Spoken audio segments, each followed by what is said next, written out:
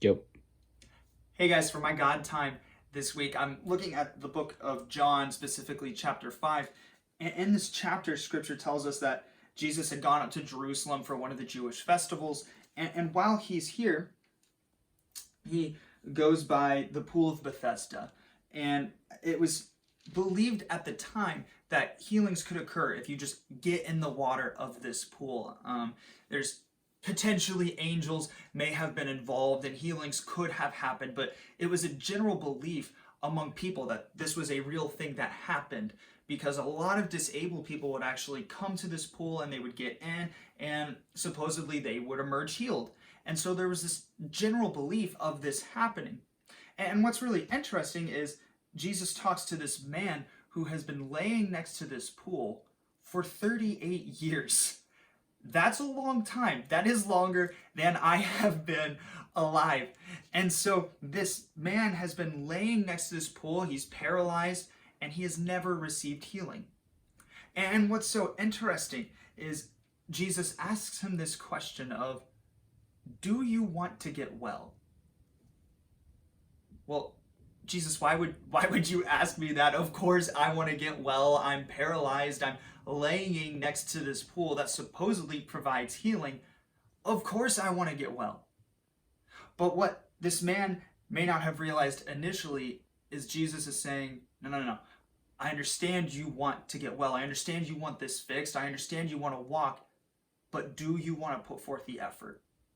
Are you going to meet me halfway? Because what you've been doing for 38 years is just laying here, never making the first step, never putting forth the effort. You've seen some cool things happen. You've potentially seen people be healed from this pool, yet you choose to lay next to it and never put forth the effort. And so the man, when Jesus asked this question of, do you want to get well? He immediately makes up an excuse. He's like, well, I can't get in the water. Somebody always goes down in front of me. I can't get in the pool, Jesus. And of course, I can't help but think how we sometimes do this in our faith, where we may get frustrated with Jesus because something cool isn't happening in our life, something miraculous isn't happening in our life, yet we're not making the first step. We're not meeting Jesus halfway. We're just saying, God, why aren't you just doing everything? I mean, I might just be sitting here binging Stranger Things and never really talking to you, but why isn't anything happening in my life, God? Why aren't you just doing all of the heavy lifting for me, God? When in reality, we've got to put forth some effort. And now that doesn't mean that if you're putting forth this effort, miracles are going to just start happening left and right. It's nothing like that. But Jesus does ask us to put forth some effort here. And I think that's evidenced in verse 8, where Jesus responds to this man's excuse, get up, pick up your mat, and walk. Jesus is quite literally saying, you need to take a step in my direction. You need to get up. You need to put forth the effort, because Jesus could have walked up to him, touched him, picked him up, and helped him do those first steps. But Jesus knew that this man would internalize this so much more, it would mean so much more if he took that step, if he initiated it, if he put forth the effort.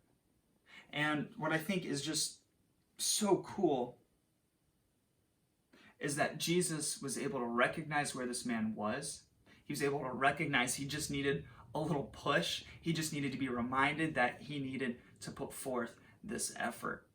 And so I guess my encouragement to you today, and just my thought for you today, is when we're in these moments of seeing just miracles happen all around us and we're wondering, why aren't these things happening to me? It's worth asking yourself the question, man, am I being distracted by anything right now? Am I being distracted from God? Am I not trusting in Jesus maybe the way that I should be? Do I need to identify something in my life that's pulling me away from Jesus? And that's not to say that as soon as you get things right or you begin to pursue Jesus, that doesn't mean miracles are just going to start pouring in. But it does mean that your relationship with Jesus will be more blessed because you are putting forth the effort. You're meeting him halfway. And so this was just a thought that I had after reading John 5, and I thought it was pretty neat. It was something I hadn't really thought of before. So I hope this helps you as much as it helped me. I'll talk to you later, guys.